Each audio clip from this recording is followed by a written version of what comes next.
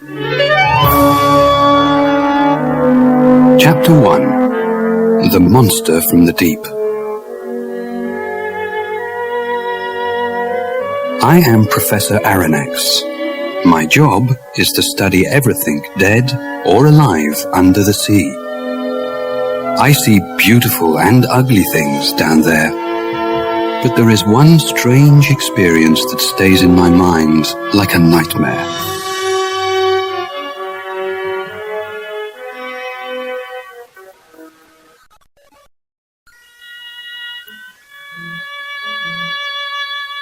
It was 1867. Some sailors said that they saw a dangerous giant monster living in the cold waters of the ocean. Some ships tried to find it and kill it, but they never returned.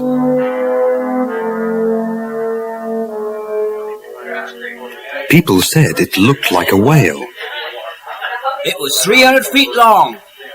Water came out of its back. It was like a big underwater explosion. The largest whale was only 180 feet long, and if these men were right, this was even larger. I was famous because I was the writer of a book called The Mysteries of the Great Ocean Depths. When the captain of the American ship, the Abraham Lincoln, decided to leave and look for the monster, he asked me to go with them as an expert. The idea was very exciting. I invited my faithful assistant and good friend, Conseil, to go with me. He always helps me to organize the names and places of the wonderful, strange sea creatures that we find in the oceans of the world. He accepted the invitation and we got ready to go.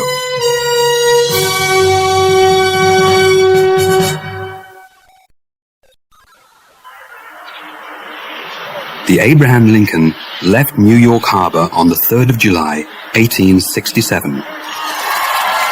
500,000 people were there to say goodbye.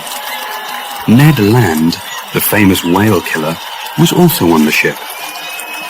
Farragut, the captain of the ship, was a strong and brave man. When we first met, he shook my hand and smiled at me. Don't worry, the ocean isn't big enough for both the sea monster and me. I'll kill it or it'll kill me. All I know is that one of us will die. I didn't like this idea, but I didn't say anything at the time.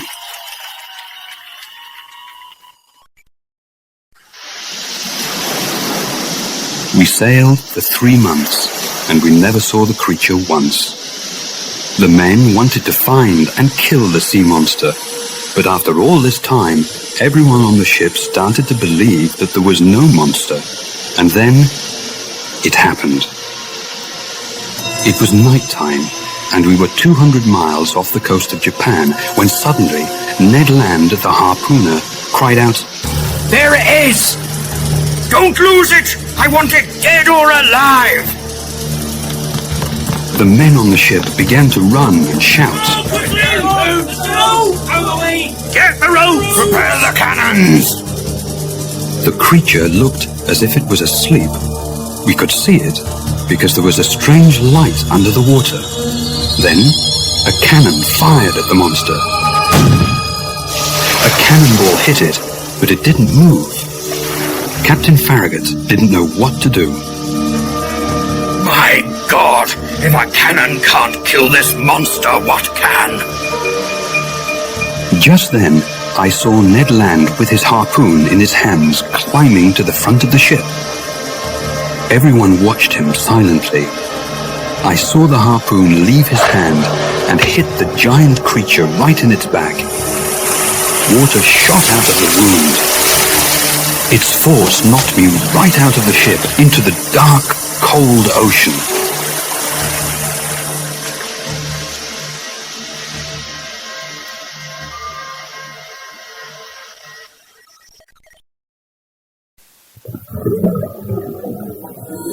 Chapter 2. Saved from the Ocean. I found myself underwater. It was very cold, and I tried hard to get to the top and breathe. When my head was finally above the waves, I saw that the Abraham Lincoln was more than 100 feet away. Help! Help! No one could hear me. My clothes felt heavy in the water. I felt something touch me on the leg. I was terrified. I thought it was a shark, or even the monster. Sir, are you all right, sir? Thank God, it was my faithful assistant, Conseil. Conseil, my boy, what are you doing here?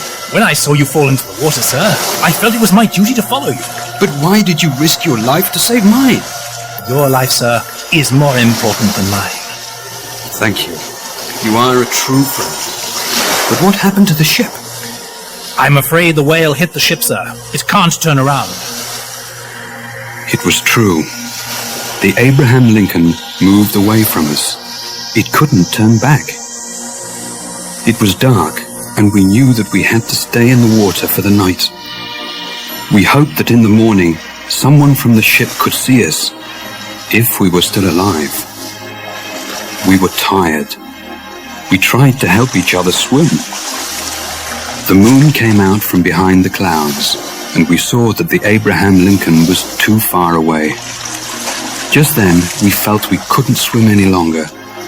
At that moment, I touched something hard. I thought it was a rock, but then I realized it was metal.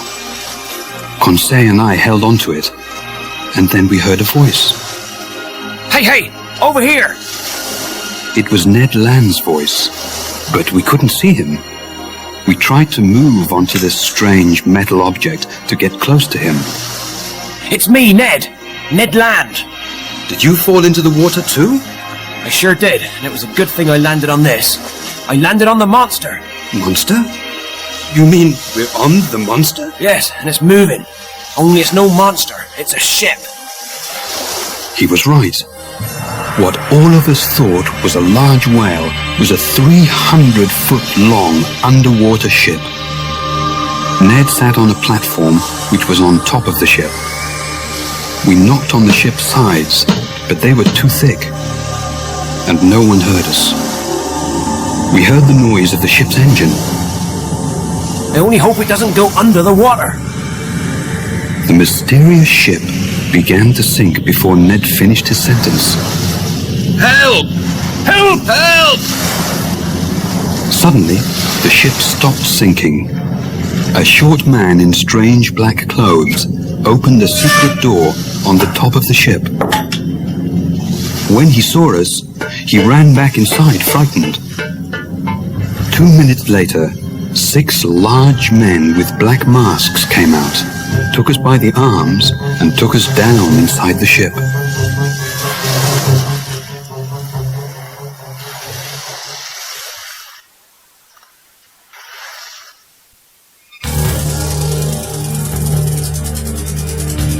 Chapter 3. Inside the Nautilus. They took us through a long, dark tunnel. We could see nothing around us. They put us into a dark room, then closed the door behind us. A light came on. The room was empty. It only had a table and 5 chairs in the middle. Ned Land got very angry. They mustn't treat me like this. I didn't do anything wrong. I'm getting out of here. You hear me? I want out! Ned screamed at the locked door, but no one answered his call. Don't use all your energy, Mr. Land. We may need it later. Quite right, Conseil. As usual, you speak with your mind and not your heart. The door opened again after some minutes. 2 men stood there in front of us. One was tall, with dark, serious eyes. The other was short. He looked at us without any interest. The 2 men wore black hats and shoes made from sealskin. Their clothes looked thin and comfortable. They spoke a language which I did not understand. I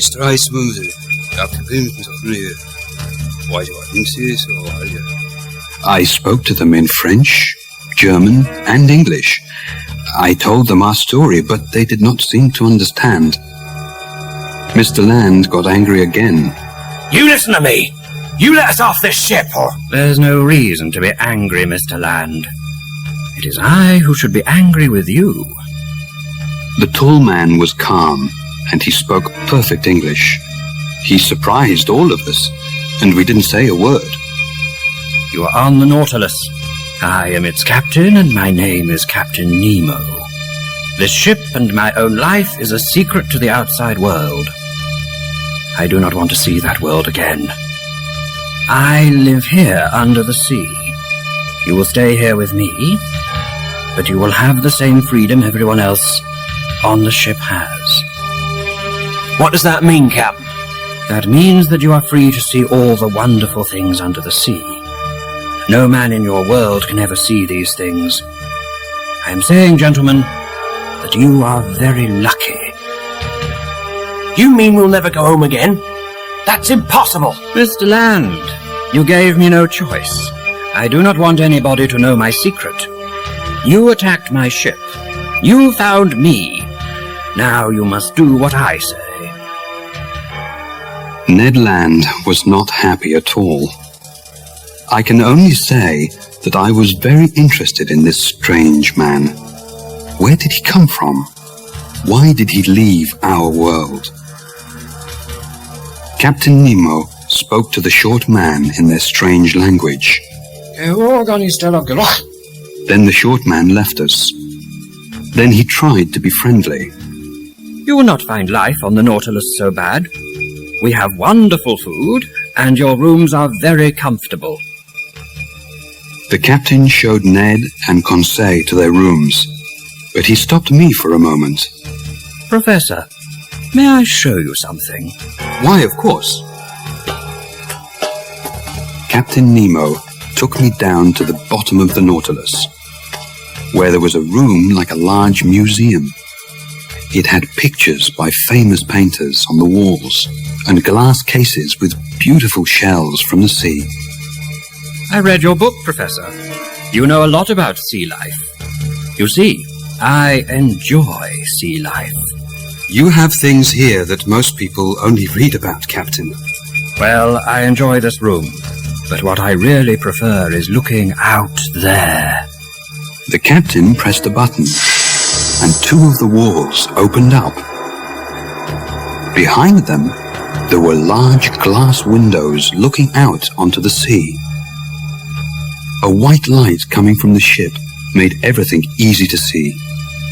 I stood in front of the window like a small boy at the zoo, and believe me, I didn't feel at all like Captain Nemo's prisoner.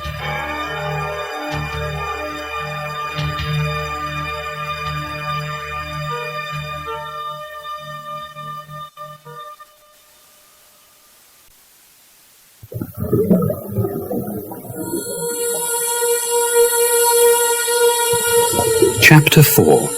Outside the Nautilus.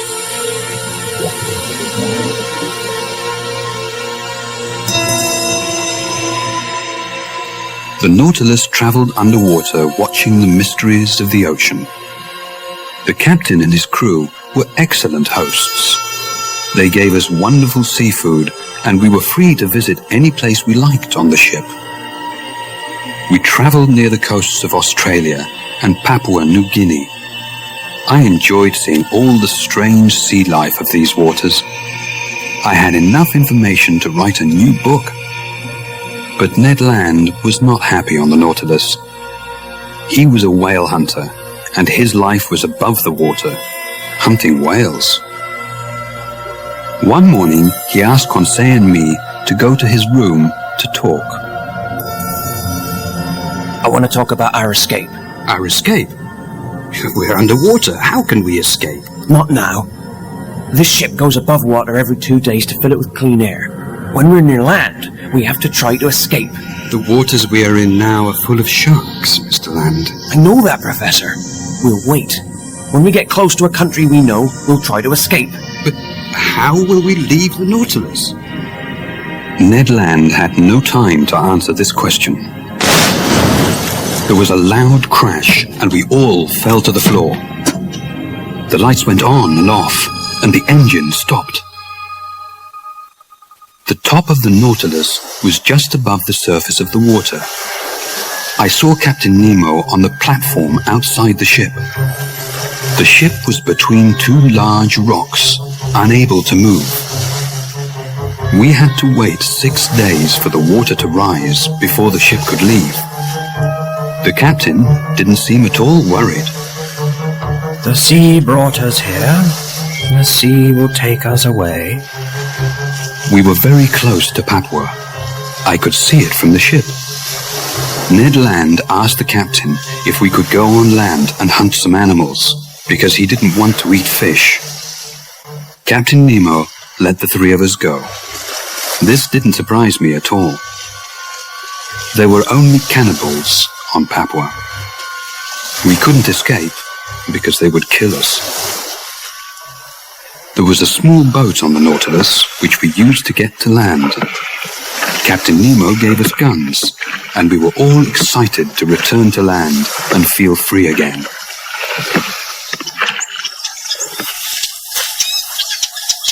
The beach of Papua was beautiful. It had soft, white sand and 200-foot-tall palm trees. We found bananas and coconuts, and we made a small camping area for the day.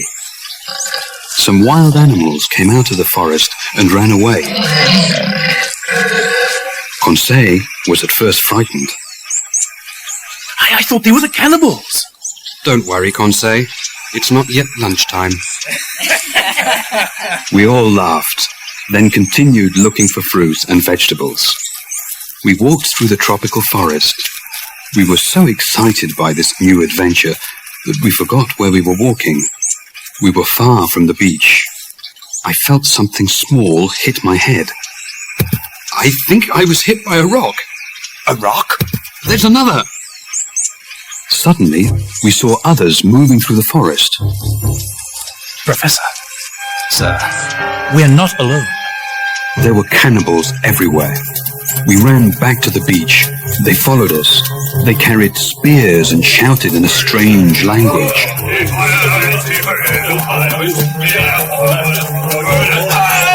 We jumped into the boat, leaving all our food and guns behind. They got into the water after us. Some of them came in their own boats. They threw spears at us, but they all missed. We jumped back on the Nautilus and went below. I found Captain Nemo in a small room next to the museum. He was playing the piano. Captain, there are cannibals outside the Nautilus. The sea, Professor, and music make me feel very peaceful. Captain, did you hear me? I did, and there is no reason to worry. The Nautilus is perfectly safe from those outside it. The captain left the piano and went out of the room. He and some of his men went up and opened the outside door of the Nautilus.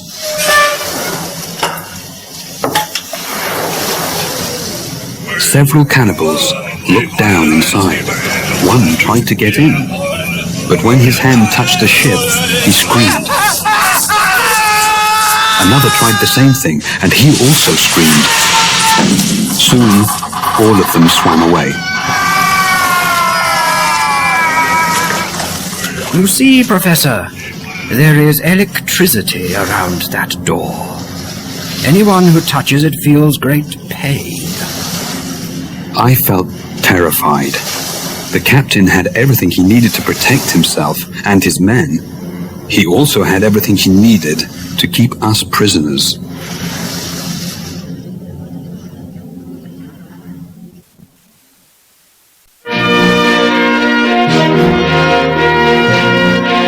Chapter 5: An Underwater Cemetery. The Nautilus was finally free of the rocks near Papua. We now travelled east, past Australia, and into the Indian Ocean. Life on the ship was normal again. We sometimes stopped on the ocean floor and walked outside the ship. We wore special suits. They had large glass heads with special tanks filled with air so we could breathe. Ned Land still wanted to escape, and he thought about it every day. But now that we were in the Indian Ocean, there was nowhere to escape to.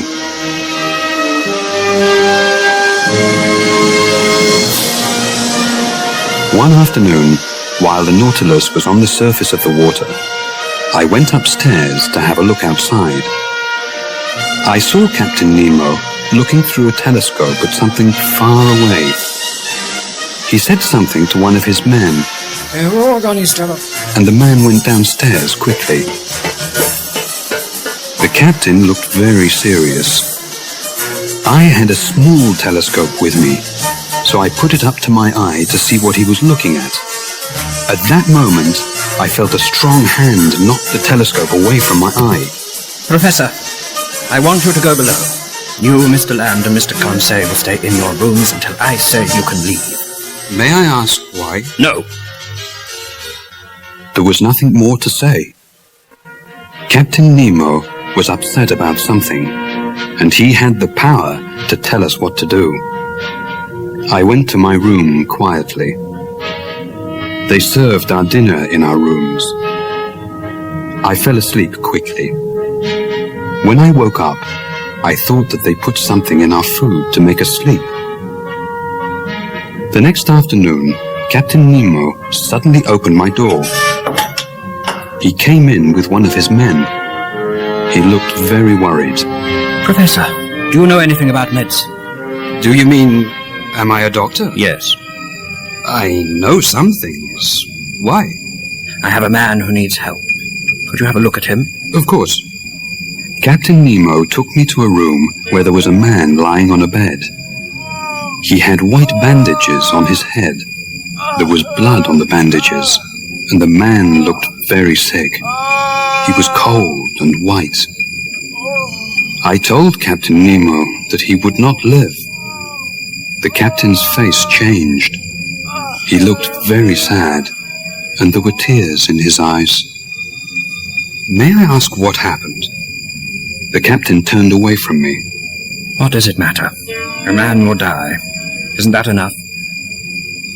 Captain Nemo surprised me. At times he could be cold and serious. Then he could cry for a member of his crew. You can go, Professor.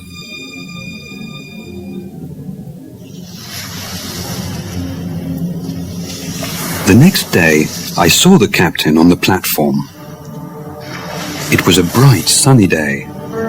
I did not want to say anything about the sick man, but I was curious. I asked him if he wanted to go for a walk on the ocean floor. He said yes, so we put our suits on and off we went. The Indian Ocean had the most beautiful rocks, plants, and fish in the world. All of us enjoyed it very much. It was like a colorful picture show. But Captain Nemo had another reason for our walk. I saw that his men carried something long and flat in a bag. They also had tools to dig with. Then we arrived at a safe area with large plants around it. They put the bag down and began digging. At that moment, I understood everything. They were going to bury the dead man. When we returned to the Nautilus, I told Captain Nemo that his man was safe where he was. Not even sharks can go there, Captain. Or men, Professor.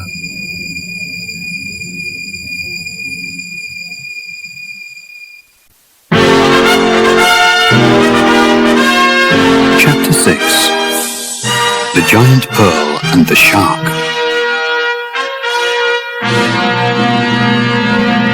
We traveled in the Indian Ocean for 10 days. The Nautilus did not seem to have any particular direction. I did not see Captain Nemo for some days after the man's death. He stayed locked in his room. The ship was quiet. One day, Conseil, Ned Land and I were in the museum room. We were looking through the underwater windows at the beautiful fish. I wanted to know what the others thought of Captain Nemo. Conseil said, I think he's a scientist who never had any success. That's why he's here under the sea. He's not famous and he's angry about that. I think he's crazy, and we will die here unless we escape. I think you're both wrong. He's angry about something. He is not free here. He loves the sea, yes, but there is something missing from his life. Maybe he blamed someone for that, and I think he wants to hurt that person. As I said this, the walls closed over the side windows, and Captain Nemo walked in. Would you like to go pearl fishing? This is the richest part of the world to fish for pearls. We all looked at each other and agreed. We were prisoners, but it was exciting to see all of the mysteries under the sea.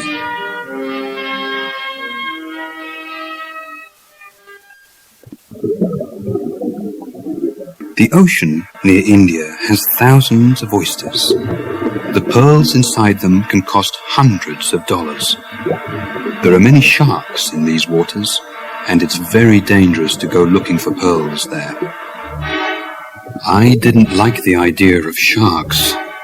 We only had small knives to fight them with. Ned Land had his harpoon with him, but he was very busy trying to collect as many oysters as he could. Captain Nemo took us to a small cave. Inside it, I saw an oyster over 6 feet wide. It had a pearl inside it, as big as a coconut. I wanted to take it back to the ship with us. It was the only one of its kind in the world. But Captain Nemo said no. He wanted the pearl to grow alone there in the cave, until it was truly the most fantastic pearl in the world. On the way back to the ship, we saw an Indian boy swimming for pearls. We hid behind some rocks so he couldn't see us. Suddenly, a large shark swam nearby. The boy saw it, but it was too late. Captain Nemo swam away from the rocks with his knife in his hand and began fighting with the animal. The boy looked terrified. Captain Nemo fought with the shark, and there was blood in the water. The captain looked in trouble.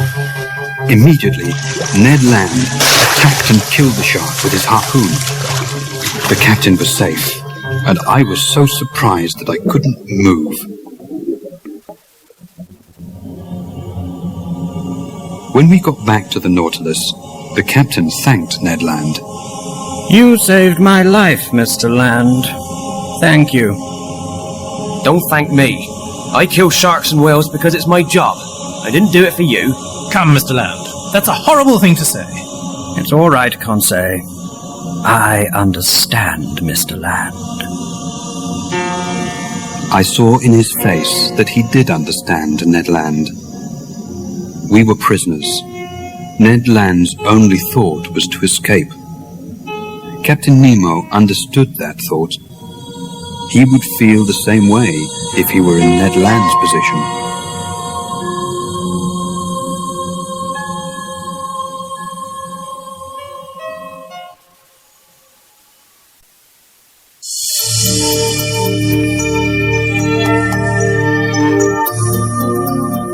Chapter 7. The Lost City. Captain Nemo took us north through the Indian Ocean to the Red Sea, but the Red Sea had no exit. As we got closer to Egypt, I went upstairs to the glass room at the top of the ship. It was dark outside. We were a long way under the sea. Captain Nemo turned on the outside lights. I don't understand, Captain. There is no exit here. We cannot go through the land. But we can go under it. Watch. We moved down below the country of Egypt. Suddenly, I saw a large hole in the rock. A tunnel. That's right, Professor. And we are going through. The Nautilus shook as we went through the small tunnel. It looked like an old cave. Then, water surrounded the ship, and there was no more land.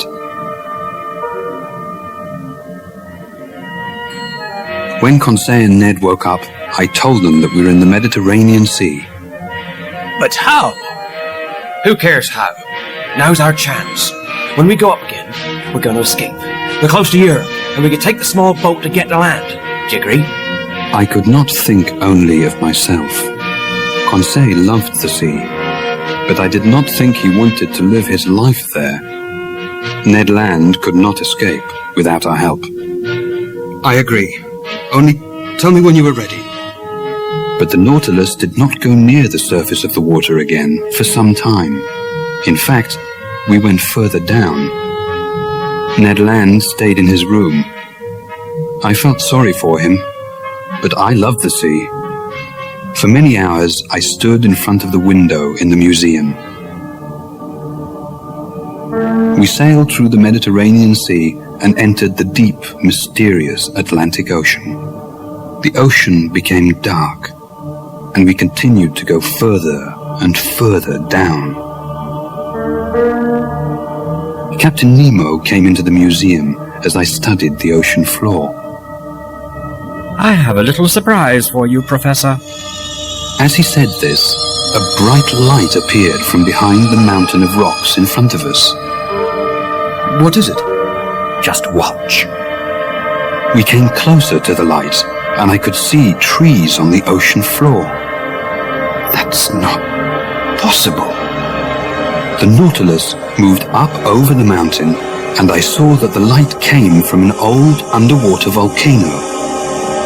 There was no fire, but the hot lava still produced light. The light showed us part of the ocean floor.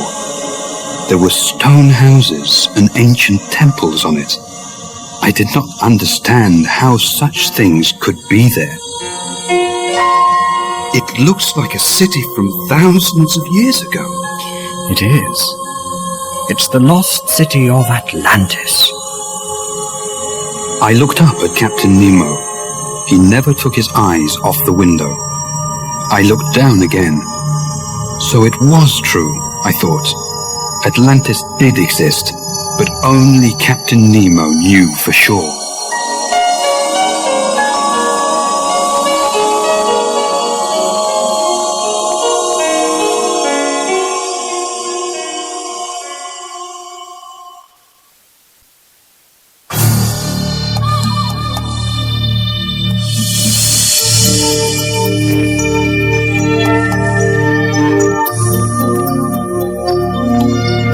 Chapter 8. The Giant Squid.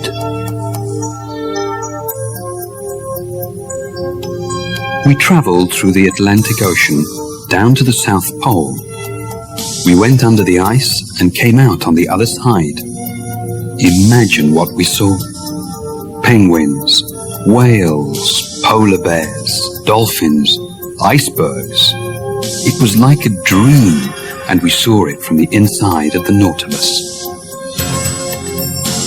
We continued up the coast of South America. Finally, we came to the warm waters near the Bahamas. Who could be unhappy? Only one person, Ned Land. Conseil, Ned and I were in the museum, looking out at old stone walls, 5,000 feet under the sea. There are giant squid in the holes of those walls. Come, Professor. You don't believe that, do you? What giant squid, sir? Well, the giant squid is really just a story. Many people like to tell stories about giant squid, but no one knows if they're true. But I know one man who said he saw one. How long was it? 20 feet. Did it have 8 tentacles like snakes coming out of a big round head? Yes. And did it have a mouth and nose like a bird's? Yes. Why, Conseil? Because I think I see it right there. I looked out of the window, and there was a 25-foot giant squid. It moved close to the Nautilus, and it hit the window with its long tentacles. The Nautilus was too strong for it. but it was a very frightening creature. Soon, other, smaller squid came near the window. They all wanted to attack the ship. They did not know what it was. Suddenly, the Nautilus stopped. Captain Nemo came into the museum. Is something wrong, Captain? Yes. One of those ugly creatures is caught in our propeller. What can we do? We can take the ship up, then try to free the monster. Captain Nemo never thought of danger. He thought nothing could stop him, his men, or his ship. We all went upstairs. Captain Nemo gave us all axes to cut the squid's tentacles if they attacked. One man went to open the door to the platform. As he opened it, a long, thick tentacle of the giant squid came inside like a snake and pulled the man outside. We all ran up the stairs. Outside, 6 or 7 small squid moved along the top of the Nautilus, throwing all their tentacles at the ship and its men.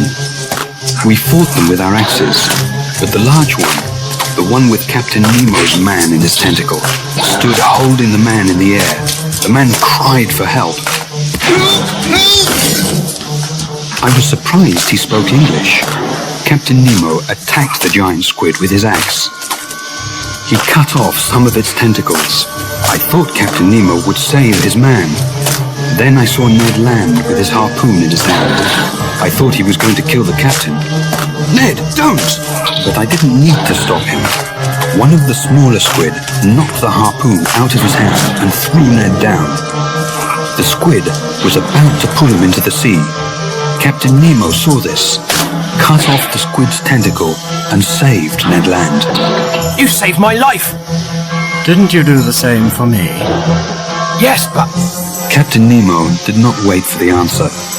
He turned to help his own man, but it was too late. The giant squid shot black ink out of its body, and none of us could see anything. When we cleaned our faces and our eyes, the squid was gone, taking the man with it.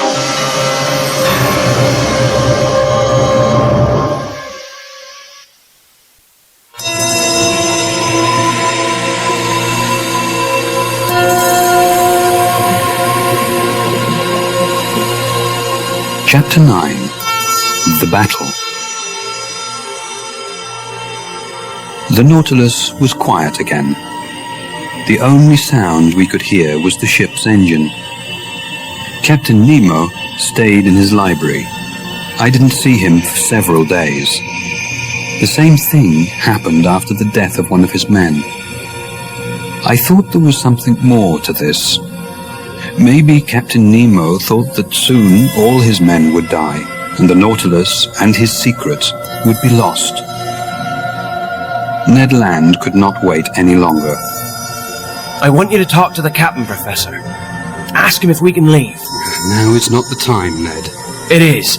If you don't speak to him, I'm going to do it myself. All right, Ned. I'll do it. When? Soon. No, Professor, now. I had no choice. Ned Land lost his temper, and I thought Captain Nemo might listen to me and let us go. I found the captain in his library. He stood and looked at a picture of a young woman with 2 small children. He didn't hear me go in. He looked very sad. Who was this woman? Was it his wife? My leg hit a table, and Captain Nemo turned round. I'm sorry, Captain. I came to speak to you. Not now, Professor. I'm afraid it's important. What is it? It's about our freedom. The men and I need to know what you plan to do with us. I already told you. Captain, you can't expect us to stay on the ship forever. Professor, you found me. I did not find you. No one who enters the Nautilus ever leaves. There is nothing else to say. Suddenly, I heard a voice speaking in that strange language.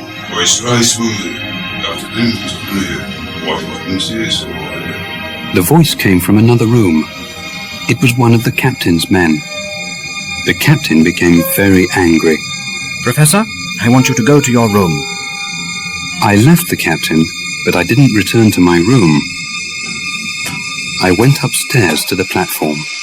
There I found Ned and Conseil. Sir, it's a ship. There was a ship traveling very fast towards us. Hey, we're over here!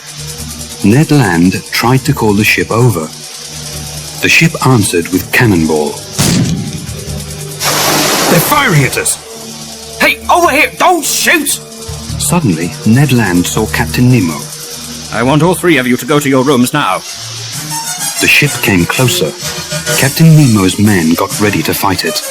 This is my real enemy. They killed my friends and family. Now it's my turn to kill them.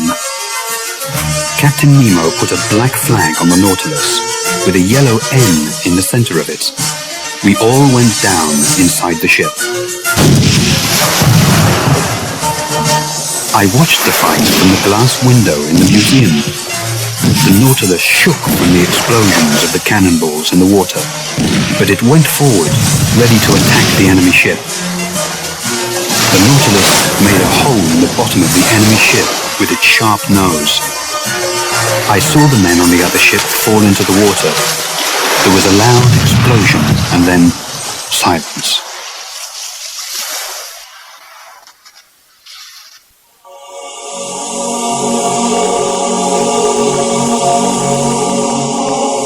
Chapter 10. The Whirlpool. Captain Nemo was not the man I thought he was. I had respect for him as a scientist, but he murdered those men on the other ship. After the terrible battle with the enemy ship, everything on the Nautilus was quiet. I did not see Captain Nemo or any of his men.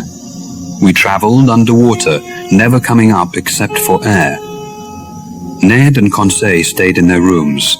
We all felt the same. Now, the adventure of the Nautilus was not exciting or interesting. It was ugly and deadly. The only thing we wanted was to escape. Ned Land came into my room one night and woke me up. We were in the North Sea, near the coast of Norway. Professor, wake up! The boat's ready. Now is the time.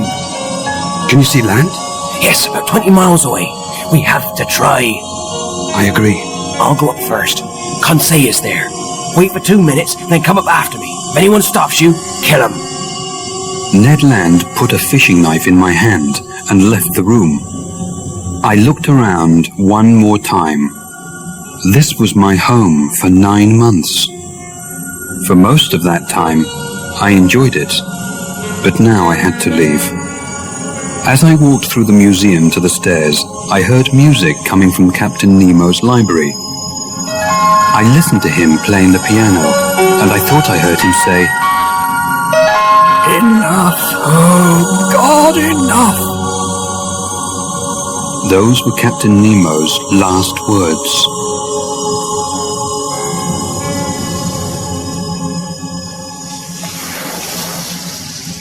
I found Ned Land and Conseil in the small boat on the platform.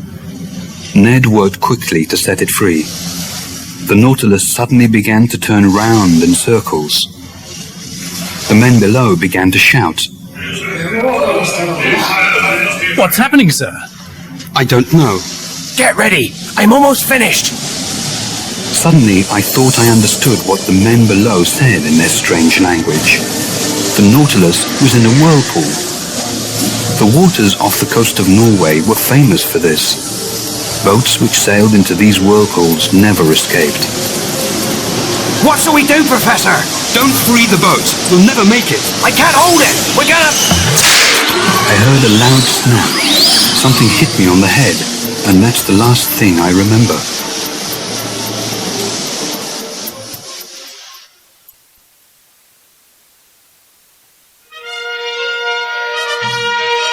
I am writing this now some months later.